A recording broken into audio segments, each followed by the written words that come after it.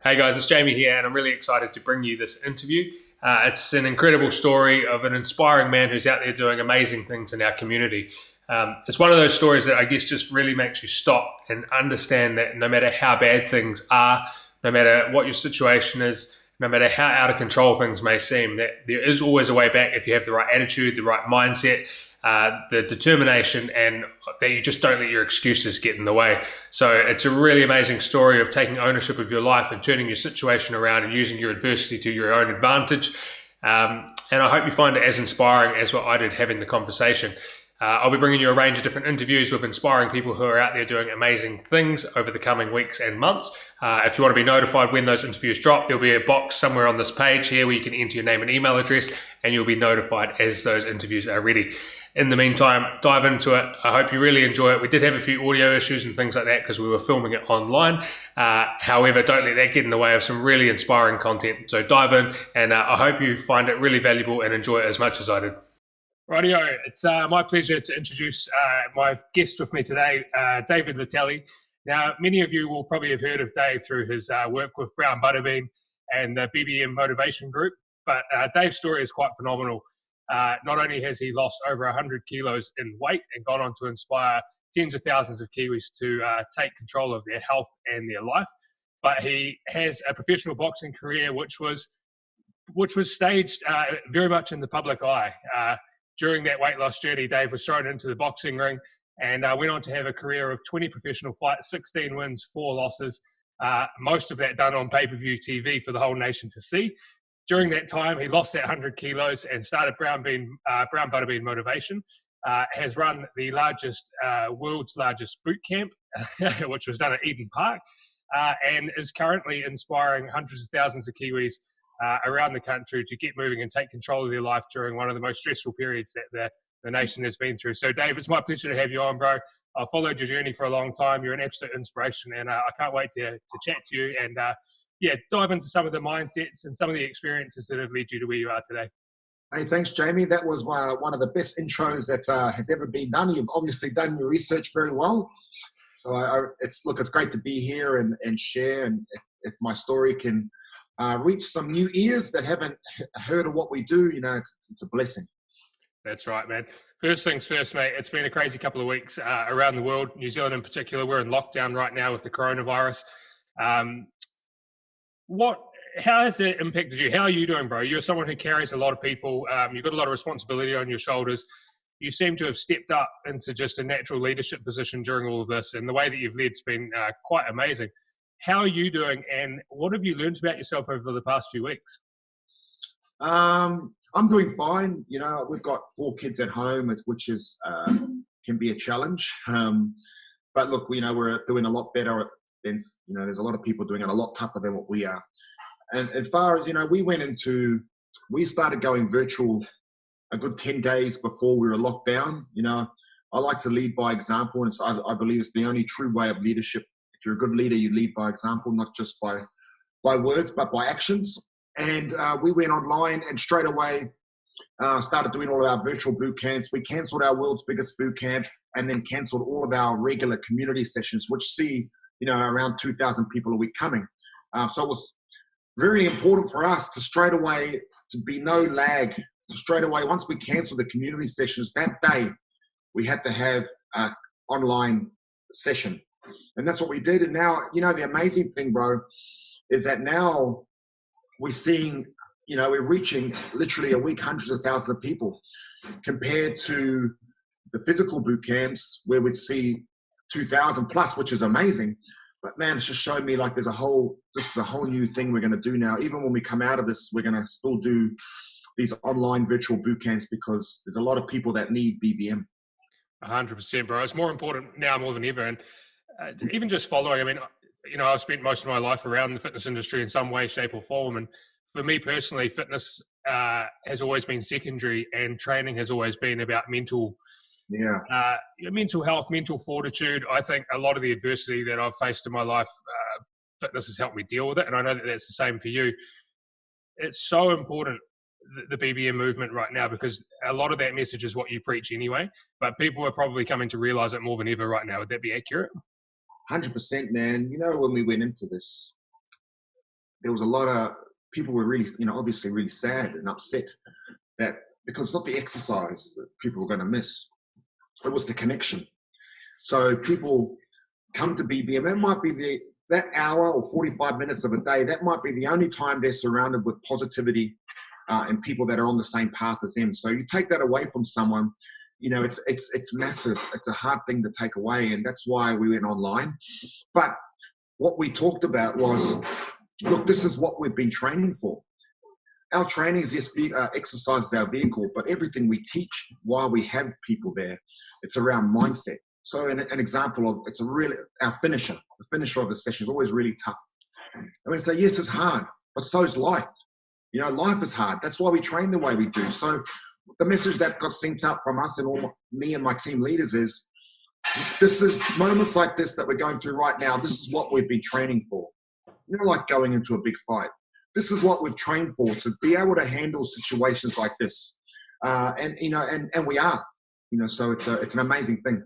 That's incredible, man. Yeah, I couldn't agree with that more. I think boxing's something that we'll touch on, because I think that it's a phenomenal sport in terms of bringing the best out in people, and obviously, learning to overcome adversity and go to dark places and understand what you're made of. But we'll touch on that afterwards.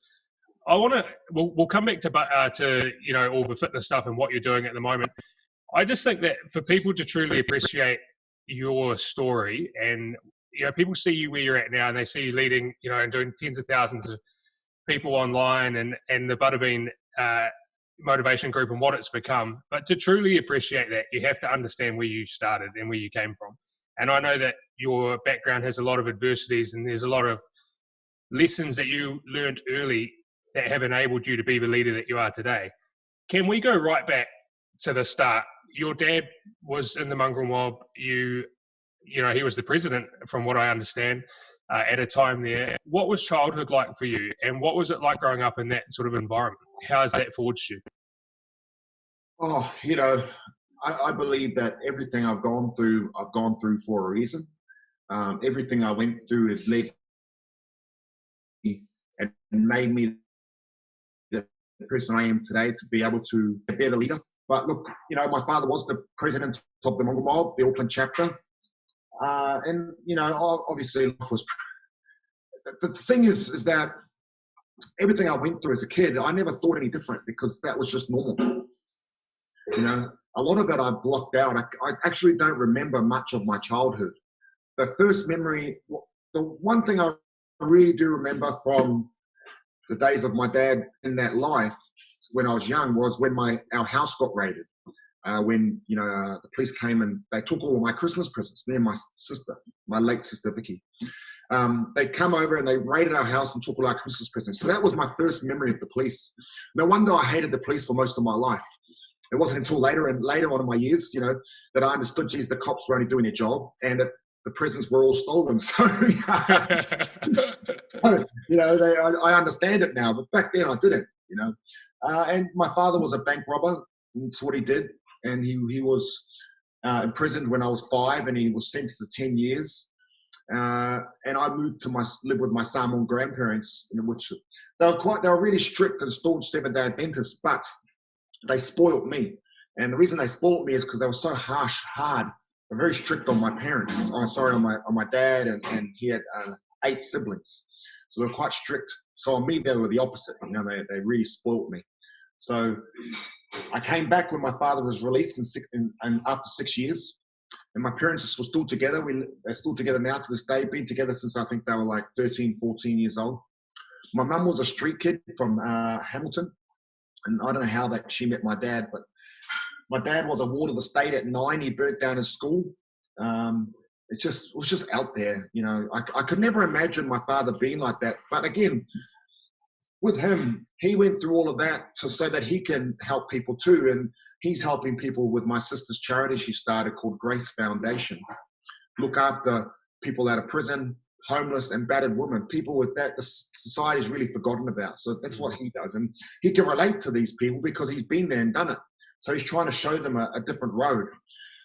When he got out of prison, life was pretty normal for a while there, but I never used where I was from as an excuse, but I hated being poor. I hated not having stuff. I hated looking around and seeing other people with nice shoes and all that sort of stuff, and I didn't have it. So, but I didn't use it as a reason to go down the crime and do that. I use it as motivation to work hard, study hard, and also do well in sport. I was very blessed with another uncle who went totally the opposite direction. My dad's brother, he's a businessman, and he was very successful. He was the boss of duty-free shoppers back in the day, and I used him as my role model. I wanted to be like him. I wanted to be successful like him. So I went to uni. It's about all I did, actually. I went there. I always tell that joke. I can relate, mate. I can relate. And then, but I ended up playing league all around the world. But there was times through that I went through some really mighty struggles. The first time I really went through something major in my adult life was when my father got in prison for cultivating marijuana. And that was a really sad day for me. I remember my mum called me up because I was actually security at the warehouse. It was one of my day jobs, but it was actually my night job. I had to stay there. But I remember when I got the call not to go in because it was being raided.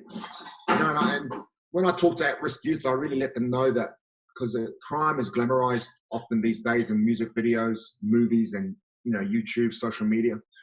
So I try to let them know the other side of crime and everything it took away from me, the pain it caused me.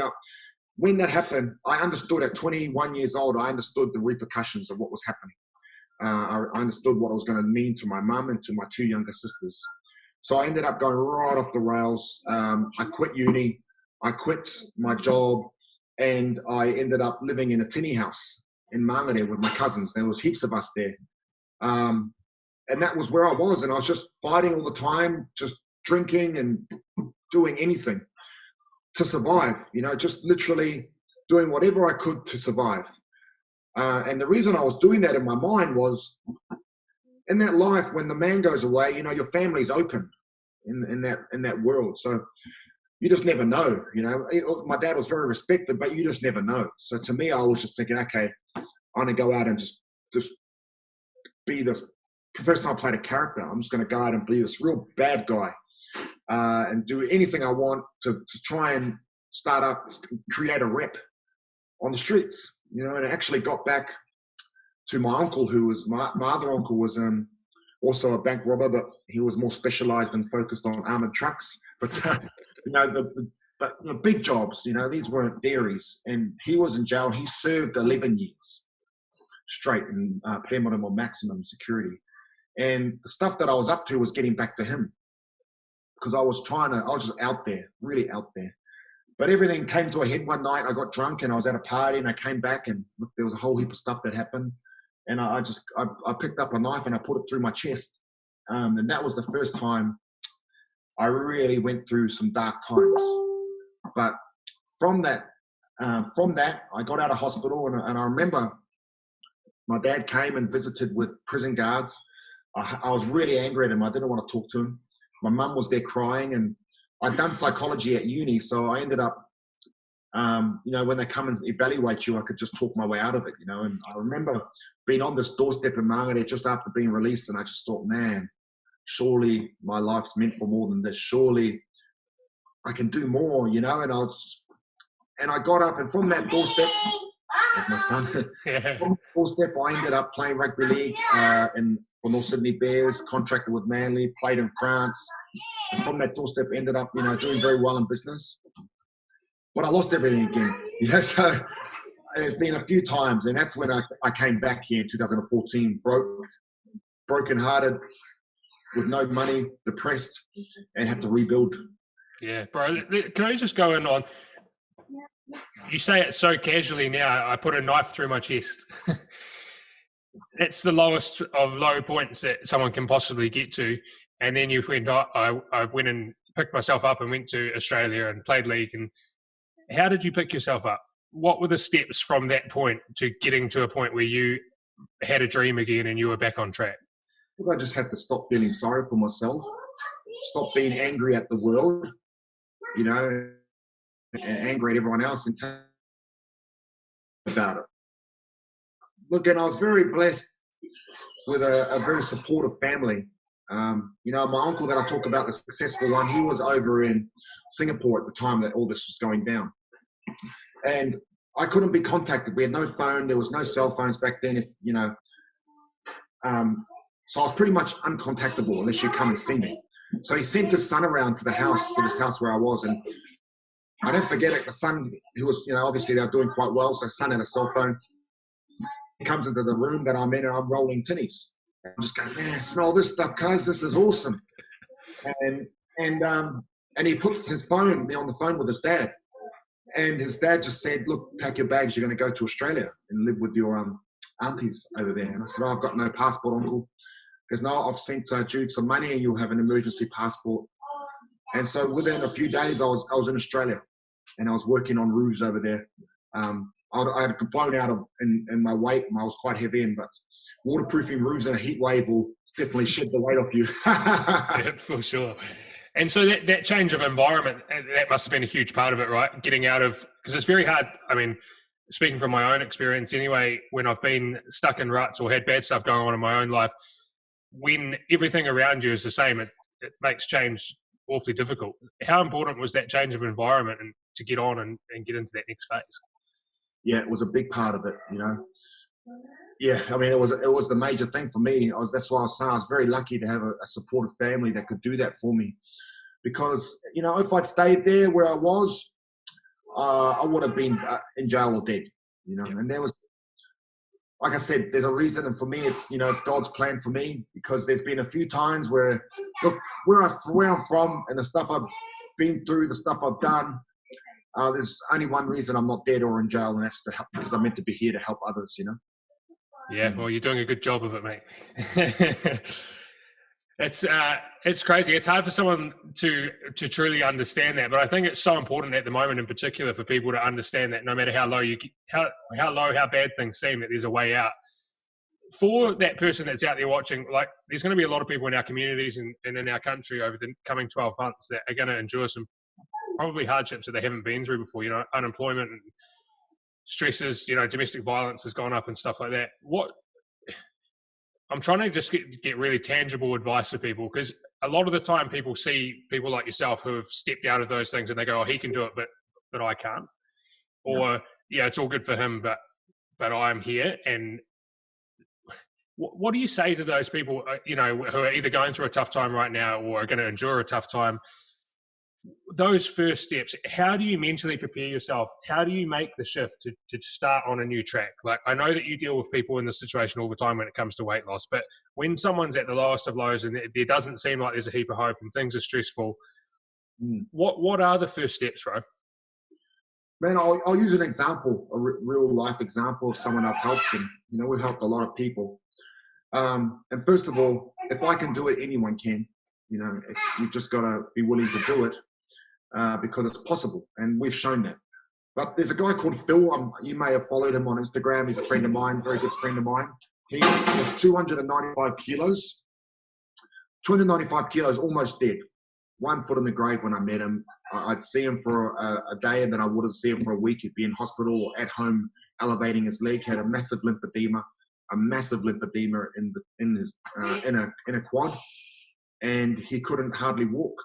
And he'd always have cellulitis. So the thing with him, when we really got serious at this journey, and he saw a guy that I was helping called Luke, who lost 80 kilos in a year.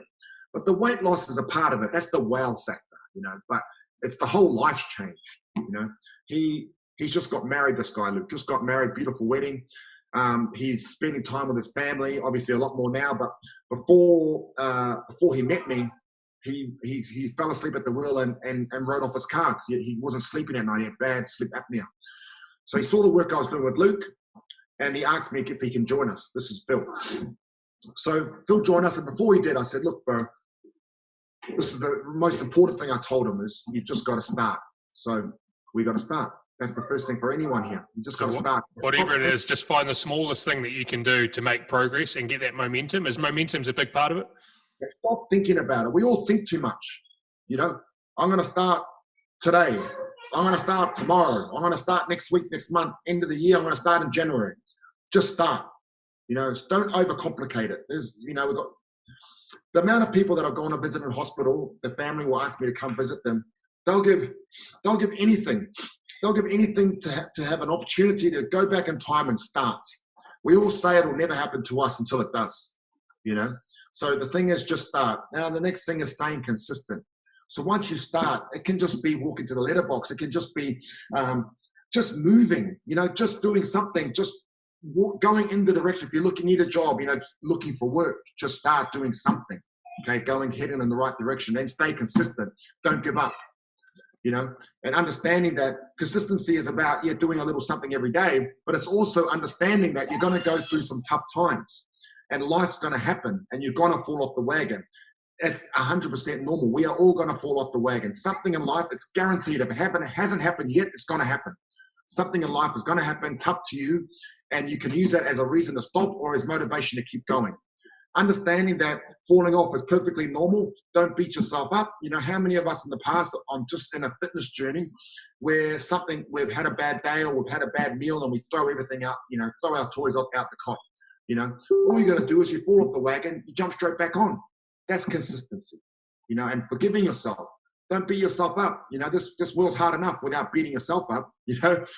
That's a huge part. That's a huge part of it right there. I think that's a skill in itself, is the ability to forgive yourself, the ability to not let something that's happening in the moment become something that happens again tomorrow and the next day, and not let that spiral out of control. I know from a weight loss perspective, you know, when you're coaching people and stuff, obviously getting people to just understand that, to set realistic expectations for themselves, that they're not going to be perfect all the time.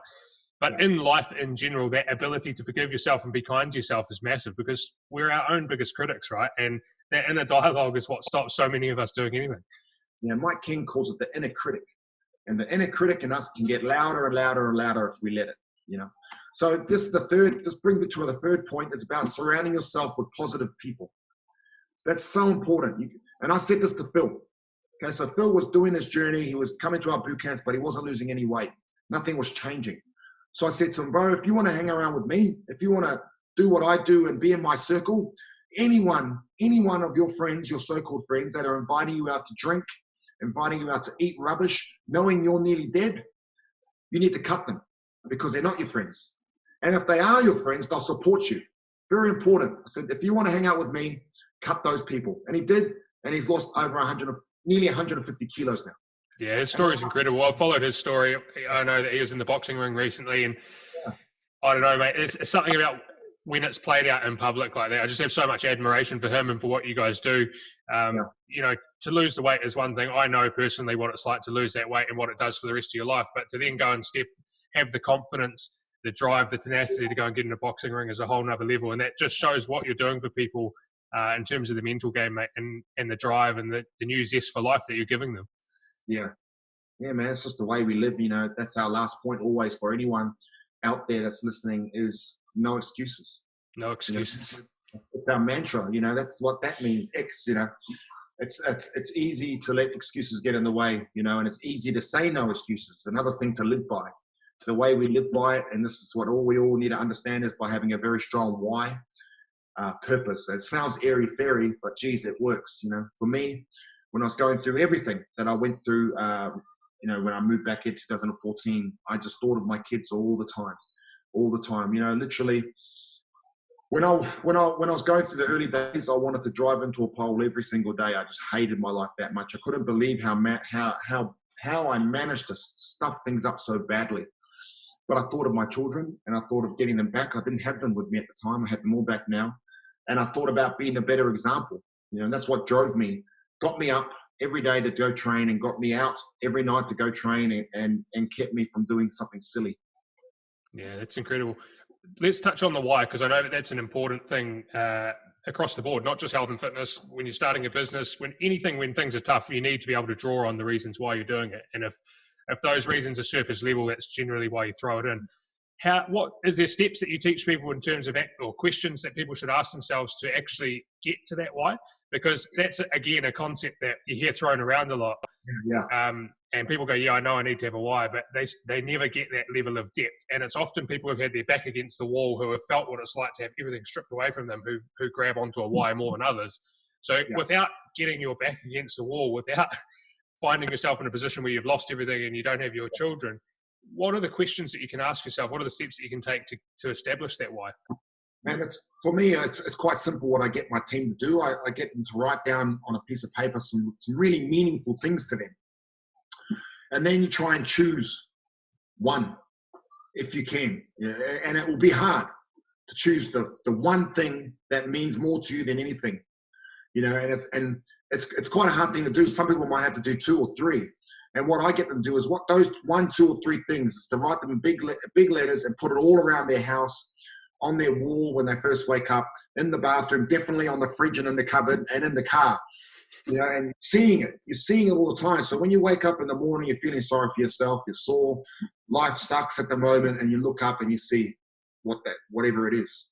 And it's also understanding that everyone's different and it's not a competition as to who has the best why. So some of us, it won't be our children, and that's okay. It's you. It's whatever it is for you. So a big part of that, sorry to interrupt you, a big part of that from what I'm hearing is honesty, the ability to be honest with yourself. Yep. Not coming up with a why that you think people want to hear and doing it for external reasons, but the shit that means the most to you is important, yeah? 100%, man. And look, it won't always work because we're not perfect. No one's perfect. So it won't always work. But if it is your why, it should always get you back on the wagon straight away. If it is. If it's not, okay, if you're falling off the wagon and you look at something you've written down that's meant to mean something to you and it does nothing, you got to go back to that piece of paper and rethink it. 100%. Mate, let's talk about your journey from coming back from Australia and into boxing, because I'm a huge boxing fan. I've always been a boxing fan. That's how I first came across you, was your first fight. I think that was televised. I've had a couple of corporate fights. I've been around boxing. I know how intimidating it is to get in the ring. I can't imagine stepping in the ring at the weight that you were at on national television. That takes a lot of courage. Can you talk me through that journey from coming back from Australia? I know that you had some difficult conditions. You came back, you weren't in a good state. You were overweight, about 220 kilos from what I understand. You ended up sort of sleeping on a family member's bed that you didn't fit on. There's an amazing story to that. And in that process, you took the opportunity that was given to you to take a lifeline that was through boxing. And realistically, that's a big part of why you're here today. Can we talk about that journey? Because it's one that makes the hairs on the back of my neck stand up. Yeah, man. I mean, I wasn't the best boxer, but I definitely done the best I could. And it was the story of, my story is a good advertisement for boxing because it shows that you can turn your life around. Because boxing gets a lot of bad rap sometimes, but you can genuinely turn your life around through boxing. The way I got into it is I was in Germany. Dave Higgins, I grew up with him. He was a good friend of mine, one of my best friends. He knew how down I was. So Joseph Parker was fighting in Germany. So he goes, Dave, do you want to come to Germany? I said, of course, it's a free trip. And he goes, well, you better train hard because I'm not paying business class for you to go to Germany. Because when he brought me back from Australia, he brought me over business class because I couldn't fit in economy. So and all I was doing was walking. I started walking twice a day, and stopped drinking fizzy drinks and stopped eating rubbish. I got to Germany, and over there, the head of German boxing, they were just never seen a large tattooed islander with a shaved head before. So I was a bit of a spectacle there, and they dragged me through this audience, like at the weigh-in, like I was a prized elephant by the trunk. They threw me on the scale, and I was excited because I didn't know what I weighed. Every scale I jumped on just said error back home, So I jumped on and I was 178 kilos. And I was over the moon, I was so happy. I was, doing these ones on the scale, and everyone else was just going, man, you're so fat, and they're just laughing at me. And I was going, on the man, stuff you see on YouTube, with the boxers. And that's when Dave had the idea, man. He goes, that's what you're going to do. That's what you're going to do for us. You're going to come back. It'll motivate you to lose some weight. We'll chuck you on a card. You're just going to play a character, play a bad guy, basically. Just be the most arrogant boxer you can be. Talk about yourself in the third person. You do whatever you want to do. And they came up with the name Brown Buttabean because there was a white boxer, quite a famous guy in America called Buttabean. Big, fat, and white, and I was big, fat, and brown. So they called me Brown Buttabean. And look, that's how it started. And they threw me on that card, that first fight. I ended up weighing 168 kilos, but I was, look, you know, I played the character to a T, and I got a lot of hate from it because it was quite publicized. I was getting death threats all the time. You know, people would say I'm a disgrace to all Pacific Islanders and Māoris. You know, the worst one I ever got was someone said they'll send me rope to hang my family with. And what you got to understand is when this was all happening, I was depressed. Didn't have my kids. I was living in a community home at this point on a mattress on the ground, and I was getting all of this hate every single day. And I got into the fight. I ended up winning, and because of the stir I caused, Duco were quite happy, and they kept putting me on. So, but I had to keep one-upping every performance, every press conference. Because look, Joseph Park is the main attraction. So if I just do nothing, I won't get any coverage. You know, and I understood. I didn't know I was going to be doing what I'm doing now, but I understood I needed coverage. I needed media attention so I can launch into whatever I end up deciding to do. You know. How did you get out with the public scrutiny? Because I remember that very vividly. I remember watching you, and some people loved you and loved the circus act at the beginning, and it got as it went on, the respect grew because people saw your journey unfold in front of them, and it was impossible not to respect you towards the end, no matter where people started. But when you're getting death threats and you're getting more negative feedback than positive feedback, how do you cope with that? Because I know from personal experience and, you know, from looking out there, that one of the main things that holds people back is the fear of embarrassment, the fear of looking stupid, the fear of putting themselves out there. People literally sit on their dreams for their entire lives because they're scared of being judged by other people. How did you cope with that? Because you put yourself out there on the biggest stage possible. It was televised live professional sport, and you said it. You know, initially it was a circus act, and you had to play a villain, and you pissed a lot of people off, and you copped it. Yeah. How did you get through that? Man, I just used it as motivation. I used it as fuel, you know, and I you know, it made me angry, you know, reading the comments. You know, it was hard. And it was especially hard for my parents and my sisters, you know, to read it was just really bad comments. But, you know, when I go back and I watch now what I was doing, it was pretty out there, you know, so I don't blame people for doing it, but I used it really, and that's why I say to everyone that never use it as a reason to stop. You know, use it as fuel to keep you going. That's a massive point right there, because I think so often, particularly in the personal development industry and things, everything's positive and rosy, and people are always talking about positive thinking in that, but there's power in anger when it's used right. It's destructive when it's used wrong, but when you can channel it in the right ways, it is the fastest way to get somewhere and to do something good, and you've done that. So that's an incredibly important point. Yeah, man, I used it to just keep pushing me. And look, again, it comes back to I had a very strong purpose, and my why was really strong. And so, you know, I just used it to fuel the fire. I said, okay, yep, I'll show you all. You know, and look, I had no idea what I was going to do, that I'd be doing this now. But I just knew that I was destined for something better than what I was doing. So I just, you know, and I was embarrassing doing the stuff I had to do, but I knew it was going to lead me to something. Had no idea what, but you know, here I am. That's amazing. What was it like dealing with, like, just the story aside, the fear of walking out into, I mean, people are scared of, you know, people are scared of this coronavirus at the moment. Fear stops people in their tracks every single day. Stepping into a boxing ring is one thing. Stepping into a boxing ring on live television, were you scared?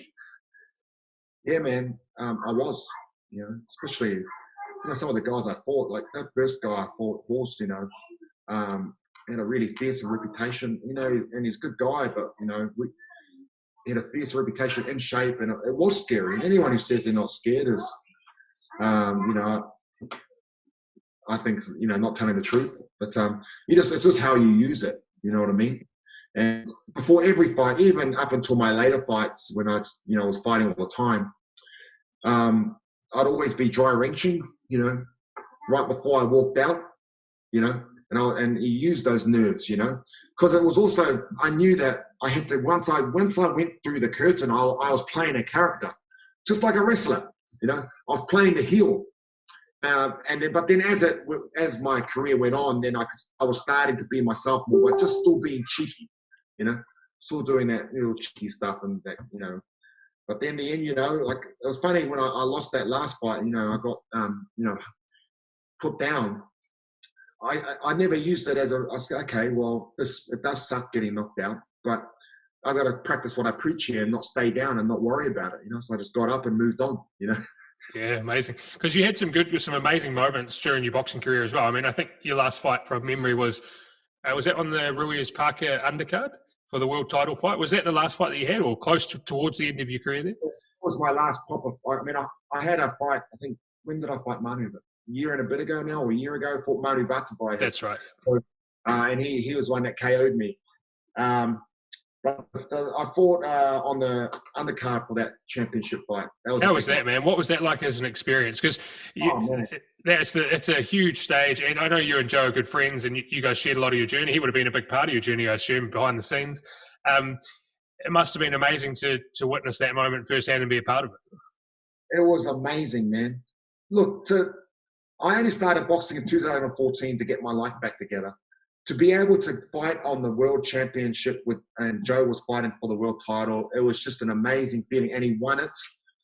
I should have left it there, because that was my last fight, and then I come back and did the Manu one. I should have left it at that one, but that's the way it is, But it was just surreal, man. It was just unbelievable, At what point during that journey did Buttabean Motivation surface? I remember seeing they started promoting the Facebook page. Definitely a few fights before you finished. Was there a point in time that you remember where you're like, I know what I'm going to do and how I'm going to use this attention? Not really. I started the BBM page, Buttabean Motivation, early in the journey, maybe 2 or 3 fights into the career, because every time I was fighting, I was losing weight. So, I mean, I didn't stop working, man. I was like training all the time. I was never having an off time. So I'd fight, and I'm straight away, the next day I'm training, and I'm still watching what I eat. I'll have a treat after the fight and enjoy myself, but straight the next day I'm back on it. And then maybe the third fight in, people were asking, man, amongst the hate mail, I was getting messages like, how are you doing this? What's the secret? Everyone thinks it's a secret. But so I started up the group BBM on Facebook as a private group. It's still private now, as a place I could be myself, because in the public eye on all my other profiles, I was being an egg, I was being an arrogant character. So I started that page so I could be myself. And that now has, I think, nearly 14,000 members, and it's still private. That's how we started that. And it was a place where just like a blog, where I could share this is what I'm doing today, this is what I'm eating, if you want to come join me, the training's what I'm doing. And then we started our boot camps by me helping my father-in-law's friend. And it wasn't a boot camp, it was my father-in-law. I've got a wife, I met a girl called Corrine. We were living with her parents, and the guy asked me if I can help with his friend. So we helped his friend. There was 3 of us there. And now, it's gone to this huge, huge movement. Because I started from there, and I said, I wonder if anyone else wants to come. That was my thought process. So I invited people to come. Anyone in West Auckland wants to come. This is what I'm doing. I'm training this guy here a couple of times a week. We started in South Auckland in a driveway. I was training one lady there in a driveway in her house. And I said, I wonder if anyone else wants to come. So, and that's what's made this huge movement. Yeah, that's incredible. So let's go to the movement then, because that naturally follows on. But people see now, it's the biggest fitness movement in New Zealand. It's definitely the most heart-centered fitness movement in New Zealand. You've gone out there and you've created free resource and free boot camps and free community for probably some of the most vulnerable people in New Zealand. I know, having been in the fitness industry as a trainer, we've run businesses in the fitness industry, how much energy it takes, because you're pouring your energy into people all day long. You're the person that has to show up for people. You're the person that has to lead, and you have to give your energy to people. People see the success of it now. Talk about what's been the hardest thing about growing that movement. Oh man, the hardest. Well, there's a lot, but look, really, for me, it's about serving people. I don't believe we're in the fitness industry. I think we're in the health industry. And we use exercise as our vehicle, but we say it's a free boot camp to get people there, because if you say it's a free mindset session, not many people are going to come. So, but we come there while people are there. we're seeding all the time, positive messages, reaffirming positive messages, getting them around good people, getting their kids, showing their kids, exercise, letting the kids see their parents working out, having the kids work out with us. So we have all these kids working out with us, letting our children see it's okay to fall over. It's okay to fail, because our kids are scared of failing. They have no resilience. So we're building that in them. And the hardest thing for me to build to where we are now, it's just, like you're saying, doing it every day, and you give so much every day. You're giving to people, and it's not just with our physical boot camps, it's online. I'm very accessible, and I'm contacted all the time about issues and people, from people that suicidal to people with no food and no money, that they're pouring their hearts out to me, and I'm doing my best to help them. That's hard. And it's especially hard when you're also going through your life. And, you might be having a bad day and you've got issues in your family, but you still got to turn up, and you still got to lead others, and you still got to be positive for others. The way around that for me was just being, admitting it, and talk about it. And I'll admit that, today has been really hard for me. So when we do our boot camps, we'll start with a little bit of a talk where we talk about what we're going to do, and we welcome our newcomers and do the best you can. When we're training, we're seeding the whole time. Then at the end of it, I'll always have a talk. That talk might be 5-10 minutes. And I'll talk about, there might be my journey, might be someone else's journey, can be anything. But if I'm having a bad day, I'll talk about it. And I'll say, look, this is what I've gone through today. I really didn't want to come here. I wanted to give up. I wanted to not, but I didn't. And I kept turning up, and boy, I'm glad I did. And people resonate with that, and then the hardest thing to date is keeping it going in terms of financially, because it's a hard road, like we got a HQ now in Manukau, costs a lot of money. And what other PTs, because like you say, they'll see what we do and they go, man, this guy must be creaming it. All those people, they go, oh, $10 a head, or yep. But when they come and they see, and I say, you see all those people in there, we might have 200 people in one session. I say, not 1 cent is coming out of them. I'm not charging anyone anything. But this building here cost me a lot of money. Over 100,000 a year, the building. You know what I mean? And people can't get their head around that. So that's the hard thing for me, is getting funding to keep our movement going, and to also feed my family. 100%. And that must be a huge part of why it's been so successful, though, because a lot of the people that you have through the doors at the beginning of their journey potentially don't value what you do in the way that they do once they've been through and experienced it. And so if there was a $10 per head, how much of your client base would turn up in the first place? Look, money for most of my clients, my people, Māori PI, we're doing it. Most of us do it very hard, especially in our South Auckland and some parts of West, and look, it's not just Māori PI. Most people are living week to week. Some of us day to day, so to spare $10, even though they might go and spend it on takeaways, to spend it on fitness, I think it would have been a big obstacle. So what I'm trying to do is take away and strip away the obstacles, and look, you're not gonna have everyone stay with you, but people who really buy into it and believe in it, it works if you do, and we've created what society is missing these days. Maybe this will bring it back with what we're going through now, where the old saying, it takes a village to raise a baby. You used to have the whole family helping a lady to raise a baby, helping the family. That's gone, because everyone's worried and just trying to grind for themselves so you can survive. You got both parents working long hours. They come home, last thing they want to do is cook a healthy dinner to sit at the table with family, with the kids. That's gone. What we've done is brought that back, where we belong to something positive. Like a village in the islands or a marae here. We just belong, and it's positive. So that sense of community is the pillar stone that keeps this whole thing together. That's what, because there's a strange bond, or a strong bond, that is built through exercise. Like you walk into a boxing gym, once you've been there for a while, that's like the best camaraderie that you can get. Same with a rugby team, there's something about physical fitness and sharing that experience together that creates an amazing group of people. And so that community has been the most important part in this, and that you've managed to keep it front of mind the whole time. Like it's very hard, especially when you're trying to build a business and you've got all your financial stuff that you've got to worry about, to not go towards monetization. Like, that's an incredibly hard thing to do. And so you have managed to keep it community focused the whole time, which I give you massive respect for. How can people help out? Like, moving forward, what are the goals for BBM? Where do you want to take it? I know that this last couple of weeks will have been a big reset, and you've probably got new ideas and potentially a new direction for things. But what are your goals over the coming couple of years?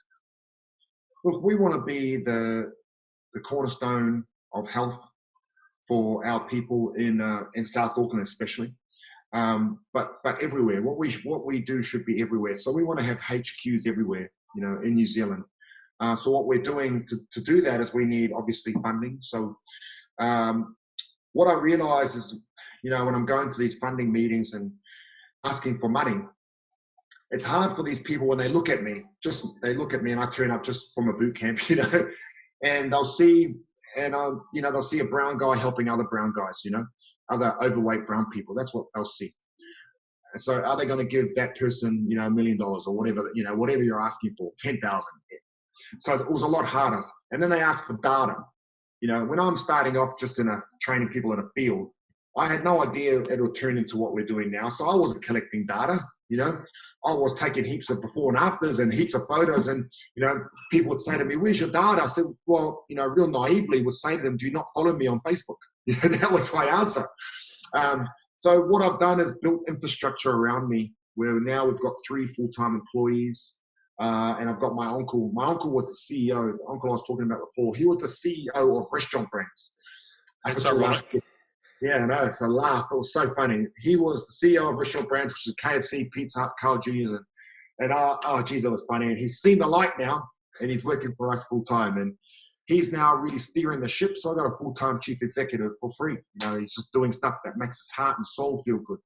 So he's really steering the ship, and it leaves me to be on the front line with what I'm doing, trying to keep our brand up there. Keep trying to get in the media, and that's sort of my role. And we've just developed a course which will be NZQA approved, to train personal trainers how to do what we do, because it's not the exercise, it's that's only our vehicle. It's everything else, the culture that we do. So then that way we can then spread.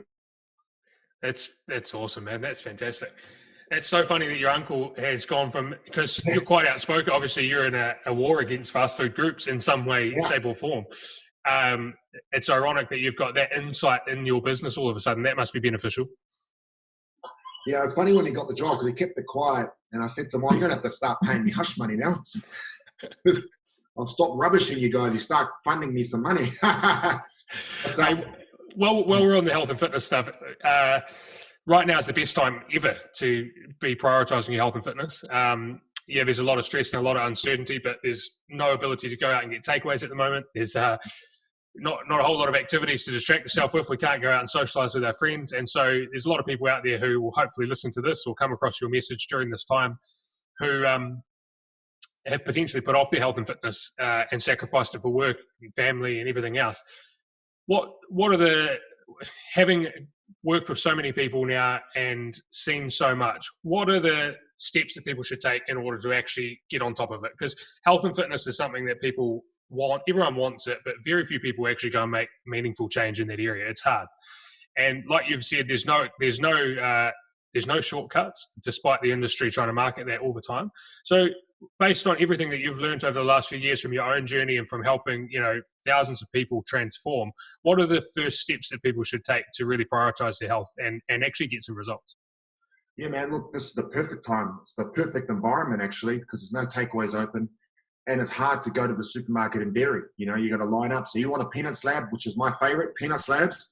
You want a peanut slab, you got to be willing to go and line up. So, I don't want it that bad. So now is the perfect time. And I said to a lot of people, come out of this isolation better than you went in, and setting a goal, an achievable goal, through this isolation to come out achieving it. So for me, it was I never stretch.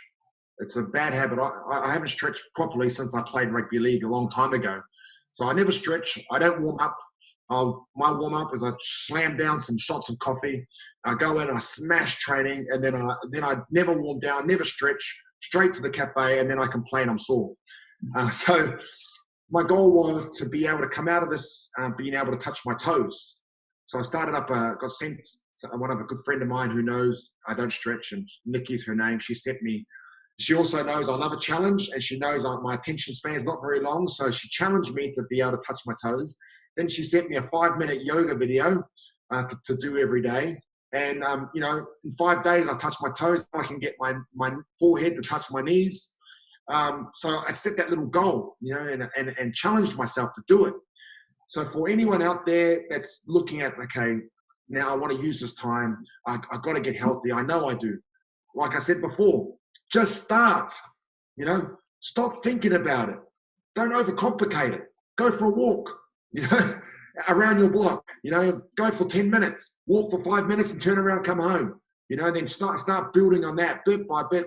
A lot of us, we go too hard, too fast. You would have seen all the time in the fitness industry. Everyone's all about it when they start, and then it fizzles out. You start slow, build on it. It's taken me 5 years to get where I am.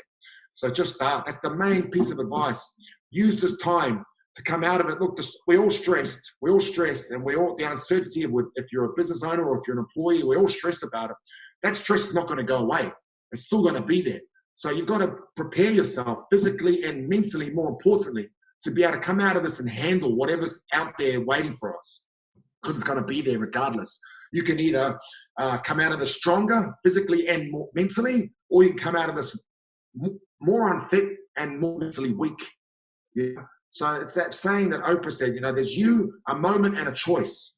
You, a moment, and a choice. Which choice is going to be, I couldn't agree with you more. On the mental side, because I think the mental shift's the biggest one. We've already touched on that. How do people build that mental strength? How do you shift your mindset? I know that naturally when you start to lose weight and you see results, the mindset shifts, but there has to be a shift in mindset first. What's your advice around that? Well, we use it around training. So even for our beginner sessions, we have beginner sessions, 11 o'clock every day, Monday to Friday. And what I'm saying is every time you don't give up, you get a little bit more mentally tough. Every time you don't give up. And that's all it is. So it's bit by bit by bit, gradually, every time you want to give up but then you do one more rep. That's a little bit more mentally tough. That's all it is. You just exercise is the easy part. Using exercise and everything you learn from getting through a workout, you apply it to your life. Life's exercise is hard. You might go through a hard set. Life's hard. I got through this exercise. I got through that set. I can get through life. That's right. I love that. Look, I'm going to be respectful of your time. I know that you've got a busy afternoon, so just got one or two more questions just to fire off before we finish up. But I really appreciate your time. If you had 3 bits of advice that you could be remembered for, things that you've learned to be true through your experiences, the things that have helped you the most, that you think would be the most beneficial 3 pieces of advice to pass on to people, what would they be? Ooh, 3. Look, for me, I don't know if I have 3 but we'll start. Like for me, the most important thing is being kind to people and being understanding, that not judging. It's another one of our mantras. It's no excuses and also no judgments. We don't judge anyone. You don't know what they're going through, so just understanding that. So don't judge people, and the next thing is when you achieve something, when we say what we do in our training is you might run around a block, okay? Once all the fit guys get there, the faster guys get there, they have to come all the way to the back to the last person walking and walk with that person home. So what we say is when you get there, turn around and help others home. That's all I'm doing. I've gotten to where I want to be in terms of my health and what we're doing. So I'm turning around and I'm helping others get there as well. And I guess the last thing is serving people, serving your community, serving people. I can't tell you the feeling and how good it makes you feel if you help someone, and this world, the joy you get from being able to help someone, it can be small, just a little bit small to you might be huge to them. Bringing someone else joy, that's amazing. And we need more joy in the world. So there you go. Those are 3. There you go, bro. You nailed 3 and they were powerful. Hey, I just want to take a moment to acknowledge you, man. Like I said, I've followed your journey from, its inception with the boxing stuff. as a boxing fan, I was always very intrigued as to what was going on there, but I was also aware, having been overweight myself, having been through those similar struggles, how much courage it takes to put yourself in that position. To then learn more about your story and then see what you've gone on to do and the amount of people that you've impacted, the families that you've changed, because it's not just about changing one person and helping them get fit. When you do that, they go home, they be a better father, a better parent, they become a better person at work. And that has a huge ripple effect in the community. And you've got tens of thousands and currently online hundreds of thousands of people around this country that you're impacting in a positive way. And I know how much energy that takes. I know how much of your life that takes up, particularly with your family and things like that. And I just want to acknowledge you for the work that you do, mate, because I think more people can follow your lead. Me starting this podcast, for example, is looking at how I can serve people, how I can put good information in the hands of people that need it. A lot of that inspiration has come from watching what you do and what other people in the space are doing. And so I just want to take a minute to say thank you. It's not every day that people pour themselves into people like you do. And I know that it's rewarding and I know that you get a lot back from it. But yeah, I just wanted to say that, mate, because I personally appreciate it. You've inspired me a lot. And I hope you can take some time during lockdown to look at that ripple effect and really quantify how many lives you've changed. Oh, thanks, man. I really appreciate those kind words, bro. We keep going, man, and keep doing what you're doing and inspiring people. And the most important thing is we lead by example. That's right, bro. One question to finish up: what does it mean to you to have lived life to the fullest? Like, people talk about living life to the fullest. The name of this podcast is going to be Life Livers, and it's about capturing the stories of people who are out there living amazing lives and inspiring lives. What does it mean to you to have lived life to the fullest? Well, man, tomorrow is not guaranteed, and I've seen so much death with what I do, and death too early. So for me, living life to the fullest is making the most of every day, obviously, but enjoying your loved ones, because, we lost my sister to cancer. I've been thinking about her a lot, and we'll never get those moments back, that we had. So for me, living life to the fullest is making sure you enjoy your loved ones, and tell them you love them and spend time with them. And I'm hoping, that's one of the biggest things I'm enjoying out of this isolation, is sitting down at night and having dinner with my whole family and enjoying time. That's the most important thing for me. Fantastic. Dave Letele, everyone. Thank you so much for your time, man. I really appreciate it. I know how much you've got on your plate right now, bro. And I just really appreciate you taking the time. I could have sat and talked to you for hours. Thank you, brother. Much love, bro. Much respect. Thank you. So there you have it, guys. Like I said, an incredibly inspiring interview. A lot of takeaways there around mindset, obviously health and fitness, but just understanding that no matter how bad things get, there is always a way out. And I think Dave's an amazing example of that. As you can tell, he's just so passionate about the movement that he's leading, the work that he does. He cares for people. He's out there really trying to serve and help people. And I found that incredibly inspiring. There's a lot that I'll take away from this interview myself. So I hope you enjoyed watching it. Like I said, there'll be more interviews to come. So if you're on this page and there's an opt-in, either subscribe or enter your name and email address and we'll notify you when those interviews are coming. Otherwise, thanks so much for watching and we'll see you soon.